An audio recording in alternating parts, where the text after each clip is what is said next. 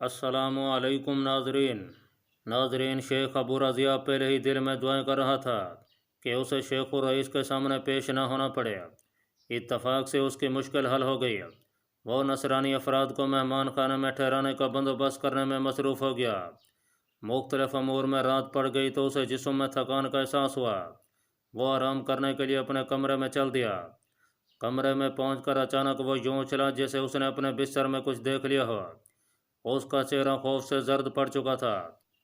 नाजरीन, अलाउद्दीन 7वीं सदी के यकता ज़माना तबीब और जैद आलम थे। उन्हें उर्फ़ आम में अल्लामा इब्न नफ़ीस के नाम से जाना जाता था। दमिश्क में पैदा हुए और वहीं अरसा तक क़याम किया। बीमारिस्तान नूरी में तिब्बी तालीम हासिल की और बाद में उसमें अपनी तिब्बी खिदमत सर अंजाम देते रहे। सानहा बगदाद के बाद अल्लामा इब्न नफ़ीस ने दमिश्क को खैराबाद कहा और कहरा पहुँचे और फिर कहरा से निकल कर तयूनस में आकर मुकीम हो गया। तयूनस में उन्हें बड़ी शोहरत हासिल थी और बकौल मौरखीन उनके हाथों शिफा का जादू था। अल्लामा इब्न नफ़ीस उम्र के 73वें बरस में कदम रख चुके थे जब सलेबी लश्कर तयूनस में पहुंचा। जाने अल्लामा इब्न नफ़ीस को क्या ख्याल आया कि वो सुल्तान तयूनस के पास दरबार में जा पहुँचे। सुल्तान तयूनस ने अल्लामा इब्न नफ़ीस की आमद पर खुद उठकर इस्तक़बाल किया। अल्लामा इब्न नफ़ीस को एक नशिस्त पर बिठाया गया और उनसे बड़ी इज़्ज़त व एहतराम के साथ आमद की वजह मालूम की। सुल्तान मोहतरम, मुझे एक अहम बात याद आ गई, इसलिए मैं बिला तख़ीर चला आया। मैं कई सालों से तयूनस के तिब्बी मुआलजात की खिदमत अंजाम दे रहा हूँ। इस वजह से यहाँ के मौसम और फ़िज़ाई कफ़िया से बाखबर हो चुका हूँ। मुझे जब यह मालूम हुआ है कि सलेबी लश्कर अर्ज़ तयूनस की बर्बादी का ख़्वाहां हुआ है, मैं मुसलसल सोचता रहा कि उनसे कैसे निपटा जाए। अचानक अल्लाह ताला ने मेरे साबका मुशाहिदे को ही जवाब की सूरत बख्श दी। अल्लामा इब्न नफ़ीस, आपकी बात हम कुछ समझ नहीं सके, आप क्या कहना चाहते हैं? सुल्तान तयूनस ने बरमला सवाल किया। सुल्तान मोहतरम, मैंने यहाँ की आबो हवा का जो मुशाहिदा किया है उसके मुताबिक सर्द हवाओं का चलने का आगाज़ हो चुका है। यह सर्द खुनक हवाएँ शहरी इलाकों से गुजर कर समंदर की जानिब बढ़ती रहती हैं। गोया एक तरह से यह ऐसा कुदरती निज़ाम है कि शहरों की फ़िज़ाई आलूदगी समंदर की जानिब जाकर ढल जाती है। इस मौसम में लोगों के बीमार होने की शरह अमूमन कम हो जाती है। अलबत्ता अगर पिछले इलाकों में कोई वहाँ असरात मौजूद हों तो यहाँ के लोग बीमार पड़ जाते हैं। अल्लामा इब्न नफ़ीस, सर्द हवाओं और बीमारियों का जिक्र यह सब कुछ हमारी अकल से बाहर है।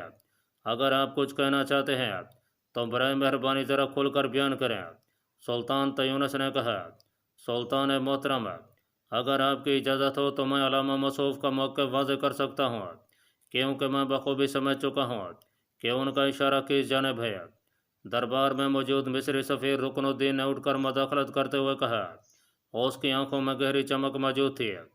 सुल्तान तयूनस ने मिस्री सफ़ीर को ताज्जुब से देखा और असबात में इशारा किया। अल्लामा इब्न नफ़ीस भी इश्तियाक भरी निगाहों से उसकी जानिब देखने लगे। शायद वह उसकी जहानत को परखना चाहते थे। अल्लामा मसूफ़ का कहना यह है कि हमें सलेबी मार्के में उन सर्द हवाओं को बतौर हथियार इस्तेमाल करना चाहिए। तमाम सलेबी लश्कर शहरी इलाकों से दूर सहेली इलाकों में मुकीम है, इसलिए इस कुदरती हथियार से उन्हें बड़ी आसानी से नुकसान पहुँचाया जा सकता है। रुकनुद्दीन ने वजाहत की तो अल्लामा इब्न नफ़ीस के मुँह से बेख्तियार वाह निकल गई। हवा को भला हथियार कैसे बनाया जा सकता है? सुल्तान तयूनस के लहजे में गहरा ताज्जुब था। अगर अल्लामा मसूफ़ मुझे इजाज़त दें तो मैं इसकी भी वजाहत कर सकता हूँ। रुकनुद्दीन ने अल्लामा इब्न नफ़ीस पर नज़र डालते हुए कहा। अल्लामा इब्न नफ़ीस दिल ही दिल में रुकनुद्दीन की जहानत के कायल हो चुके थे, इसलिए उन्होंने फ़ौरन इजाज़त दे दी। अल्लामा मसूफ़ ने कुछ लम्हे पहले ये बताया कि अगर पिछले इलाकों में वबाई असरात मौजूद हों तो यहाँ की मकामी आबादी फ़ौरन उसकी लपेट में आ जाती है और लोग कसरत से बीमार होते हैं। यही नुक्ता हमें इस सलेबी मरके में इस्तेमाल करना होगा। अपने शहरों के बाहर इतनी मिकदार में गंदगी फैलाई जाए कि हवा आलूदा होकर रह जाए। जब यह आलूदा हवा सफ़र करती हुई सहेली हिस्सों में पहुँचेगी तो यकीनन वहाँ मौजूद अफराद की कुछ तादाद मुतासर ज़रूर होगी। अगर उनमें से कुछ अफराद बेकायदगी का मुजाहरा करें तो आलूदगी से पैदा होने वाली बीमारी वबाई मर्ज़ का रूप धार लेगी। इस तरह सलेबी अफवाज मुसलमानों से लड़ाई की बजाय इस वबाई मर्ज़ से नबरदज़मा होकर रह जाएगी। सुभान अल्लाह जवान, तुम्हें अल्लाह ताला ने बड़ा दिमाग दिया है। अगर तुम दरबारी शुगल छोड़ कर तहकीक व तालीफ़ की राह इख्तियार करो तो इंशाअल्लाह ताला बड़ा नाम पाओगे। علامہ ابن نفیس بے اختیار ہو کر بولے، سلطان تیونس اس نئی جہت پر ہکا بکا دکھائی دیا۔ اسے شاید یہ یقین نہیں تھا کہ ایسا ہونا ممکن ہے۔ درباری امراء اور صاحب اس دلچسپ طویل پر دم بخود تھے۔ ان کے نزدیک صلیبی لشکروں کے ساتھ مرکاری کا یہ بڑا عجیب طریقہ کار تھا، جس کے بارے میں انہوں نے نہ کبھی سنا تھا اور نہ ہی دیکھا تھا۔ سلطان تیونس بھی ذہنی طور پر اس تجویز کی تکمیل پر آمادہ نہیں ہو پایا۔ اس نے برملا اس طریقہ کار کو رد کر دیا۔ علامہ ابن نفیس سلطان تیونس کے فیصلے پر خاموش رہ گیا، مگر رکن الدین چپ نہ رہ سکا۔ اس نے جلدی سے کہا کہ سلطان محترم، علامہ موصوف کا طریقہ کار یقیناً غیبی مدد ہے۔ اللہ تعالیٰ نے صلیبی لشکر سے نبٹنے کے لیے آپ کو اپنی جانب سے مدد بھیج دی ہے۔ براہ کرم اس زمن میں توقف سے کام لیجیے، پھر کوئی فیصلہ کیجیے۔ دوسرا، اس کام میں اگر آپ کو کوئی مشکل دکھائی دے رہی ہے تو اس خادم کو یہ خدمت بجا لانے کا موقع عنایت کیجیے، چونکہ ابھی ایسے آثار دکھائی نہیں دے رہے کہ صلیبی لشکر کے ساتھ نبرد آزمائی سر پر آن پڑی ہو، لہٰذا ہمارے پاس کچھ وقت ہے۔ آپ بے شک اپنے تئیں عسکری تیاریاں کیجیے اور اس کام کی انجام دہی ہم پر چھوڑ دیجیے۔ رکن الدین کا لہجہ کچھ ایسا تھا کہ سلطان تیونس گہری سوچ میں ڈوب گیا۔ وہ غور کر رہا تھا کہ اگر ایسی کوئی کوشش کرنے کی اجازت دے دی جائے تو کیا نقصان ہو سکتا ہے۔ اسے کوئی ایسی بات دکھائی نہ دی جو کہ مسلمانوں کے خلاف جاتی ہے۔ اس نے رکن الدین کو اجازت دیتے ہوئے چند امراء کو ہدایت کی کہ وہ اس کام میں رکن الدین کا ہاتھ بٹائیں۔ رکن الدین سلطان تیونس کی آمادگی پا کر بے حد مسرور دکھائی دیا۔ ناظرین، متی الدین کئی دن سے فکر مند تھا کہ اس کا مصری دوست ارزق اسے سرائے میں چھوڑ کر جانے کہاں غائب ہو گیا تھا۔ اسے اپنی حماقت پر بھی غصہ آیا کہ وہ ارزق سے صحیح طرح سے اس کا اتا پتہ بھی معلوم نہ کر سکا۔ بہترین رفیق اور اردو زریں کے سلطان برقی خان کی وفات کی خبر نے اس کے اعصاب کو اس قدر بری طرح جھنجھوڑ کر رکھ دیا تھا کہ وہ کئی دن تک ایسا گمسم رہا کہ اسے اپنے گرد و پیش کی کچھ خبر نہ رہی۔ وقت ہی زخم لگاتا ہے اور پھر انہیں اس خوبصورتی سے مندمل کر دیتا ہے کہ بسا اوقات انسانی عقل بھی دنگ رہ جاتی ہے۔ یہی کچھ متی الدین کے ساتھ بھی ہوا۔ برقی خان کی موت کا غم چند ہی دنوں بعد ذیل ہونے لگا اور طبیعت پر چھئی ہوئی بے قلی کو قرار سا آنے لگا۔ سرائے کے مالک کو ارزق نے کوئی خاص ہدایت کی تھی کہ وہ روزانہ اس کے پاس چلا تھا اور مختلف پیرایوں میں اس کی طبیعت کے بارے میں استفسار کرتا۔ سرائے کے مالک نے اسے ہر قسم کی بلا ضرورت تکلف بیان کرنے کی ہدایت کی۔ متی الدین سرائے کے مالک کے حسن سلوک اور برتاؤ کو دیکھ کر یہ اندازہ لگانے میں ناکام نہ رہا کہ اس کا مصری دوست ارزق قاہرہ میں اچھی خاصی حیثیت کا مالک ہے۔ برقی خان کی موت کے غمناک بادل جب چھڑنا شروع ہوئے تو متی الدین کو احساس ہوا کہ وہ قاہرہ میں کسی خاص ضرورت کے تحت آیا ہے۔ اس زمن میں ابھی تک اس نے کوئی قدم نہیں اٹھایا تھا۔ ارزق کی صورت دیکھ کر متی الدین کے دل میں یہ خیال پیدا ہوا کہ وہ اس کے ذریعے خلیفہ تک رسائی حاصل کر سکتا ہے، مگر اب کئی دنوں سے ارزق کی صورت دیکھنے کو نہ ملی تو اس کی یہ امید دم توڑنے لگی۔ اس نے یہی طے کیا کہ اسے کوئی اور ذریعہ تلاش کرنا چاہیے۔ یہ مشکل امر تھا کیونکہ قاہرہ میں اس کا کوئی شناسہ نہیں تھا۔ کئی دن تک سرائے کے کمرے میں بند رہنے کے بعد وہ کھلی فضا میں نکلا۔ ہوا کے ایک لطیف جھونکے نے اس کی طبیعت کا بوجھل پن بڑی حد تک کم کر دیا۔ وہ بلا مقصد گھومتا ہوا قاہرہ کے بازار میں جا نکلا۔ طرح طرح کے لوگوں کی صورتیں دکھائی دیں جو جانے کہاں کہاں سے تجارت و روزگار کے سلسلے میں قاہرہ میں آئے ہوئے تھے۔ زندگی کی اس مصروف ترین صورت کو دیکھ کر متی الدین کے دل کے کسی خانے میں ہلکی سی خلش پیدا ہوئی۔ اس ناتمام خلش کو وہ کوئی نام نہ دے پایا۔ وہ لوگوں کی شکلیں دیکھتا ہوا بازاروں میں گھومتا رہا۔ لمحہ بھر کے لیے یہ خیال بھی اس کے دل میں پیدا ہوا کہ کیا واقعی یا وارہ گردی اس کے مقدر میں لکھی جا چکی ہے۔ ایک شہر سے دوسرے شہر میں اتفاقاً یا قصداً پہنچنا ہی اس کی تقدیر کا لکھا ہوا ہے۔ گھومتے گھومتے وہ تھک کر ایک قہوہ خانے میں جا بیٹھا۔ گرم گرم قہوے کی خوشبو نے اس کے اعصاب پر خوشگوار اثر ڈالا۔ وہ جب چسکیاں بھر رہا تھا اس وقت اس کے کانوں میں قریب سے ایک آواز پڑی جس پر متی الدین چونک سا گیا۔ اس نے غیر محسوس انداز میں اس جانب نظر دوڑی جہاں دو افراد بیٹھے ہوئے آپس میں گفتگو کر رہے تھے۔ شکل و صورت سے وہ دونوں متمول حیثیت کے فرد لگتے تھے۔ متی الدین کان لگا کر ان کی گفتگو سننے لگا۔ ان کی گفتگو کا محور خلیفہ الحاکم بامر اللہ کی ذات تھی۔ وہ دونوں آپس میں خلیفہ اسلام کے کردار اور فرائض پر کڑی تنقید کر رہے تھے۔ متی الدین نے اس لمحے کچھ سوچ کر اٹھنے کا فیصلہ کیا۔ وہ اطمینان سے اپنی جگہ سے اٹھا اور دھیمے انداز میں چلتا وہ ان دونوں کے پاس پہنچ گیا۔ وہ دونوں چونک کر اس کی جانب دیکھنے لگے۔ متی الدین بنا کچھ کہے ان کے برابر بیٹھ گیا۔ وہ دونوں ایک اجنبی شخص کو یوں بے تکلفانہ انداز میں بیٹھتے ہوئے دیکھ کر گڑبڑا گیا۔ ان کی آنکھوں میں کسی قدر خوف جھلکتا ہوا دکھائی دیا۔ شاید وہ یہ سمجھے تھے کہ ان کی گفتگو کسی سرکاری فرد کے کانوں میں جا پڑی ہے جو کہ اب انہیں دھمکانے چلا آیا ہے۔ اس سے پہلے کہ وہ دونوں کچھ بولتے متی الدین مسکراتے ہوئے بولا، میں جانتا ہوں کہ تم لوگوں کو حیرت ہو رہی ہوگی، مگر حقیقت یہ ہے کہ تمہاری گفتگو کی کشش ہی مجھے یہاں کھینچ رہی ہے۔ میرے بارے میں پریشان ہونے کی قطعاً ضرورت نہیں ہے، میں اس شہر میں اجنبی ہوں۔ وہ دونوں عجیب نگاہوں سے اس کی جانب دیکھتے رہے۔ ان کے لب یوں خاموش تھے جیسے انہیں سی دیا گیا ہو۔ متی الدین نے ان کی آنکھوں میں پھیلی ہوئی تشویش دیکھ کر ان کی دل جوئی کی۔ تم کیا چاہتے ہو؟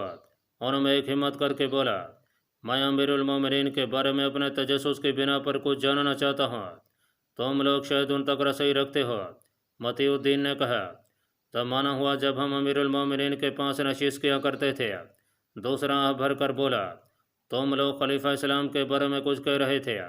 متی الدین نے پوچھا، تم کیا جاننا چاہتے ہو؟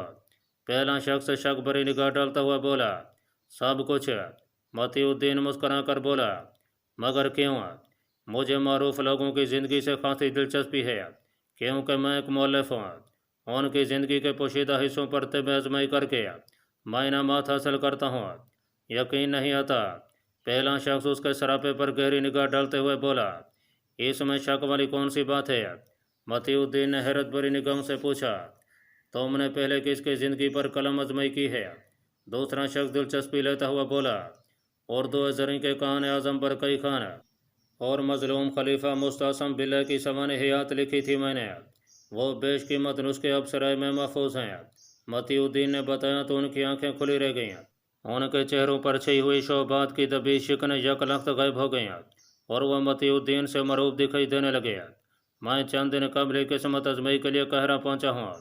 خیال تھا کہ سلطان بیبرس کے بارے میں قلم شناسائی کروں، مگر چند لمحے پہلے کانوں میں پڑنے والی گفتگو نے میرے قلم کا رخ امیر المومنین کی جانب موڑ دیا ہے۔ متی الدین نے وضاحت کی۔ وہ دونوں خاصے مطمئن ہو گئے اور انہوں نے متی الدین کے لیے قہوہ منگوایا۔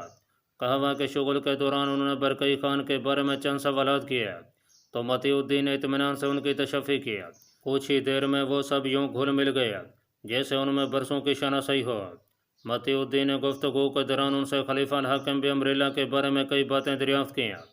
وہ بے تکلفی کے روح میں بہتے ہوئے فخری انداز میں اسے بتاتے رہے۔ انہیں شاید یہ لالچ تھی کہ متی الدین جب امیر المومنین کے بارے میں کتاب لکھے گا تو ان کا نام یا حوالہ بھی شامل کرے گا۔ اس نشست میں متی الدین نے ان کے نام اور محلات وغیرہ کی معلومات حاصل کر لیں۔ وہ دونوں دربار خلافت کے خاص مصری امراء میں سے تھے جن کے دل آج بھی ایوبی حکمیت کے قیام کے لیے دھڑکتے تھے اور وہ مملوک حکمرانی کو اچھی نگاہ سے نہیں دیکھتے تھے۔ متی الدین نے ان سے ملاقات کو نیک شگون قرار دیتے ہوئے بلا تاخیر یہ فرمائش کر دی کہ وہ امیر المومنین سے بالمشافہ ملاقات کا خواہش مند ہے۔ مصری عمرا نے سلطان بیبرس کی جانب سے عائد کردہ پابندی کا ذکر کرتے ہوئے اس امر کو مشکل قرار دیا، مگر ساتھ ہی انہوں نے اپنی طرف سے پوری کوشش کرنے کی حامی بھر لی۔ متی الدین کے پاس کوئی خاص منصوبہ بندی تو نہیں تھی، اس نے فی الوقت خلیفہ تک رسائی حاصل ہونے کی کوشش پر زور دیا۔ ناظرین، مصری سفیر امیر رکن الدین نے سلطان تیونس کی جانب سے مقرر کردہ تیونسی عمرا کے ساتھ مل کر بڑی محنت سے علامہ ابن نفیس کے تجویز کردہ منصوبے پر عمل درآمد کا آغاز کیا۔ یہ کام آسان نہیں تھا۔ شہر کے تمام افراد کو کڑی ہدایت کی گئی کہ وہ تمام گھریلو کوڑا کرکٹ ان کے پاس لا کر جمع کریں۔ اس حکم شاہی پر سب لوگوں کو بڑی حیرت ہوئی۔ عمرا نے بڑی تعداد میں رضاکار افراد جمع کر لیے جنہیں یہ ذمہ داری سونپی گئی کہ وہ گندگی کے ان ڈھیروں کو گدہ گاڑیوں پر ڈال کر شہر سے کئی کوس دور ایک کھلے علاقے میں بکھیرتے رہیں۔ اس علاقے کی نشاندہی بھی علامہ ابن نفیس نے اپنے ریاضیاتی تجربے کی بدولت کی تھی۔ تیونسی عمرا کے لیے اس ناگوار کام کو سر انجام دینا بڑا مشکل دکھائی دیا، مگر امیر رکن الدین نے انہیں تسلی دیتے ہوئے یہ باور کرایا کہ اس ناگوار کام میں شہر کے تمام لوگ اور عرض تیونس کی فلاح و بہتری پوشیدہ ہے۔ یہ کام اس قدر سروت سے انجام دیا گیا کہ چند ہی دن میں شہر میں سے گندگی کا صفایا ہو گیا۔ دارالحکومت سے دور کھلے میدانوں میں گندگی کے انبار لگ گیا۔ امیر رکن الدین کے ذہن میں جانے کیا بات ہے کہ اس نے رضاکاروں کو یہ ہدایت کیا کہ وہ پانی کی مشکیں بھر کر ساتھ لے جائیں اور اس گندگی پر ڈالتے رہیں حتیٰ کہ وہ کیچڑ بن جائے۔ رضاکار یہ ہدایت سن کر خاصے پریشان ہوئے، مگر حکم شاہی کے باعث وہ انکار نہ کر سکے اور گندگی کے ڈھیروں پر پانی کی مشکیں بہائی جانے لگیں۔ پانی سے وہ گندگی غلاظت میں بدل گئی اور 2 دن میں اس میں تعفن پھوٹ پڑا۔ جس دن پہلا رضاکار اس تعفن کے باعث بیمار پڑا تو امیر رکن الدین نے تمام شہر میں یہ منادی کرا دیا کہ اب کوئی شخص بھی اس جانب کا رخ نہیں کرے گا۔ یہ کام تو مکمل ہو گیا تھا، مگر شہر کے باسی عدم تحفظ کا شکار ہونے لگے، کیونکہ اگر تعفن کی لہر کا رخ شہر کی جانب ہو جاتا تو یقیناً شہر کے لوگ بیمار پڑ جاتے۔ ناظرین، صلیبی لشکر کا کماندار اعلیٰ شاہ فرانس لوئی نوم تیونسی چال سے بے خبر ساحل سمندر پر ایک نئے شہر کی تعمیر میں مصروف تھا۔ اس کی افواج افریقہ کی سرزمین پر ایک نئی مستقل نصرانی ریاست کے قیام میں مگن تھی۔ ساحل پر ایک بہت بڑا قلعہ تعمیر کیا جا رہا تھا، جس کے ارد گرد گہری چوڑی خندق کھودی گئی۔ قلعے کی تعمیر کے بعد اس کے گرد فصیل بنائی جاتی ہے اور پھر اس میں نصرانی آباد کیے جاتے ہیں۔ شاہ فرانس لوئی نوم مرز تیونس میں بیٹھ کر نہایت اطمینان سے سلطان بیبرس سے ایک فیصلہ کن جنگ کی تیاری میں مشغول تھا۔ یہ الگ بات تھی کہ اسے تیونس کی افواج کے مکمل اعداد و شمار حاصل ہو چکے تھے۔ علاوہ ازیں تیونسی شہروں کی قلعہ بندیاں بھی اس کے علم میں آ چکی تھیں۔ اس نے اپنے مخبروں کو خصوصی طور پر بلاد مصر سے ملنے والی سرحدوں پر تعینات کر رکھا تھا تاکہ سلطان بیبرس کے لشکروں کو آمد کی خبر بر وقت ہو سکے۔ شاہ لوئی نوم کو اس بات کی قوی امید تھی کہ سلطان بیبرس اس کی جانب بڑھنے کی بجائے بلاد مصر میں اس کا انتظار کرے گا۔ ساحل سمندر پر چلنے والی سرد ہواؤں کے باعث لشکر میں خاصا اطمینان تھا، کیونکہ وہ جس سرزمین سے نکل کر وہاں پہنچے تھے اس کی آب و ہوا بھی سرد ہی تھی۔ گرم اور مرطوب موسم میں یقیناً انہیں خاصی پریشانی اٹھانا پڑتی۔ علامہ ابن نفیس کا تجویز کردہ منصوبہ بہت جلدی اپنے اثرات دکھانے لگا۔ غلاظت سے لتڑی ہوئی ہواؤں نے ساحلی علاقوں کا جب رخ کیا تو راہ میں آنے والے تمام جانداروں پر اپنے بد اثرات مرتب کیے۔ ساحلی علاقوں پر قبضہ کرنے کے بعد تیسرے ماہ میں نصرانی سپاہیوں کی طبیعت میں اضمحلال پیدا ہونے لگا اور اچانک دھڑا دھڑ سپاہی بیمار ہونے لگے کہ اور دست کی وبا پھیل گئی اور گندگی کے باعث لشکر کی حدود میں تعفن پھوٹ پڑا۔ شاہ لوئی نوم نے صورتحال کی سنگینی کو بھانپ کر ہدایت کیا کہ تمام تعفن پر مٹی ڈال کر اسے اوجھل کر دیا جائے، اور ساتھ ہی شاہی طبیبوں نے بیمار سپاہیوں کے علاج کی تمام تر کوششیں کی، مگر نتیجہ مثبت نہ نکل پایا اور چند ہی دن میں کئی صلیبی سپاہی زندگی کی بازی ہار گیا۔ مٹی سے چھپائے گئے تعفن نے ایک تعاون کی صورت اختیار کیا اور پھر دیکھتے ہی دیکھتے صلیبی سپاہی کثرت سے مرنے لگے۔ شاہ لوئی نوم نے اس علاقے کو نجس قرار دیتے ہوئے فوری طور پر جگہ کی تبدیلی کا حکم جاری کیا، مگر اس پر عمل درآمد ممکن نہ ہو سکا کیونکہ سپاہیوں کی کثیر تعداد وبائی مرض کا شکار ہو چکی تھی۔ اتنے زیادہ افراد کو اٹھا کر دوسری جگہ لے جانا ممکن نہیں تھا۔ اس سے پہلے کہ صلیبی لشکر کوئی اور احتیاطی تدابیر کرتا، شاہ فرانس لوئی نوم خود وبا کا شکار ہو گیا۔ طاعون و تعفن کا حملہ بڑا شدید تھا کہ شاہ فرانس لوئی نوم چند گھنٹوں تک زندگی اور موت کی کشمکش کے بعد انتقال کر گیا۔ وہ جس عظیم نصرانی خواب کو لے کر ارض اسلامیہ پر آیا تھا وہ حسرت پرینہ بن کر اس کے ساتھ ہی رخصت ہو چکا تھا۔ شاہ فرانس لوئی نوم کی ناگہانی موت کی خبر نے صلیبی لشکر میں سخت بد دلی پھیلا دی۔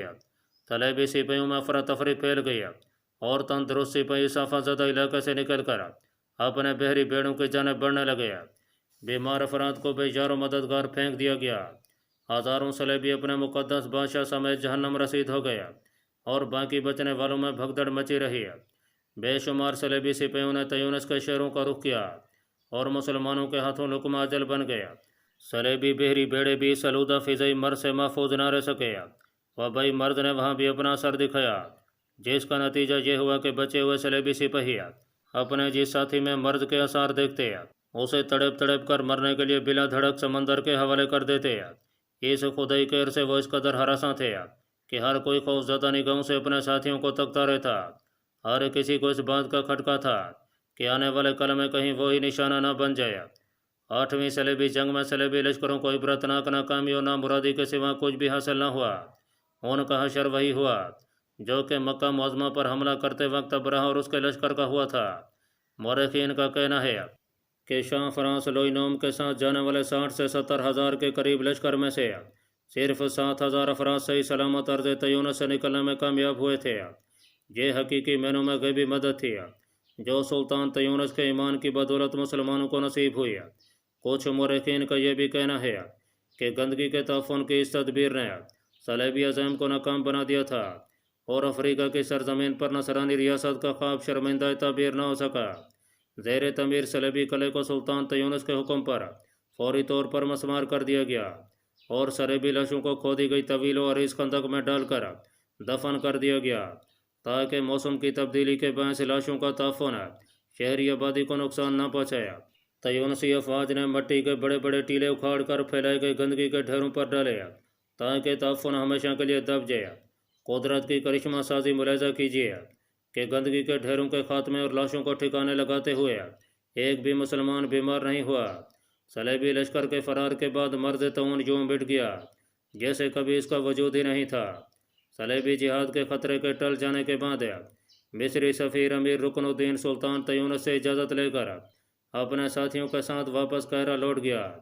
سلطان تیونس نے امیر رکن الدین کا تہہ دل سے شکریہ ادا کرتے ہوئے اسے بیش قیمت تحائف عطا کیے۔ یہ الگ بات تھی کہ اسے کبھی یہ معلوم نہ ہو سکا کہ یہ مصری سفیر کوئی اور نہیں بلکہ بلاد مصر کا ذہین سلطان رکن الدین بیبرس خود تھا۔